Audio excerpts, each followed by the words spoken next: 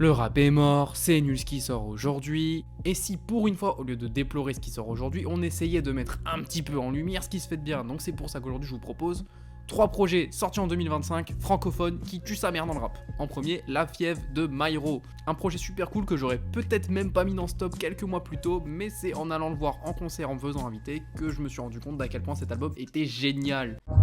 On voit une photo d'un bédo, on la trappe, les gars. Escarpot avec un bédo, on la trappe, les gars. En effet, il marche super bien, il rappe trop bien, il y a un super beau clip pour Paramount en plus sorti récemment, allez checker. Merci, je suis loin des drogues, des seringues, papier à lu.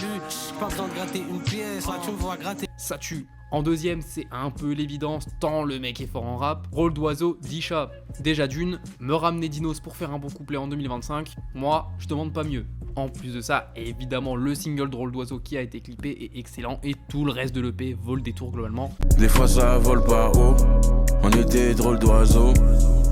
Allez y jeter un coup d'œil si c'est pas fait, évidemment. Et pour conclure, c'est aussi une évidence, mais paraît que les miracles n'existent pas, de Ben PLG. Un putain de projet avec très peu de featuring, dont des featuring surprenants comme celui avec Zedjun Pavarotti, auquel je m'attendais pas du tout, mais évidemment porté par des singles juste incroyables, comme Chaque jour un peu plus, évidemment. Et vu que une punchline vaut mieux que 1000 mots pour défendre cet album, tenez. Chez moi la police arrête pas les violeurs, parce qu'ils ont peur du sous-effectif.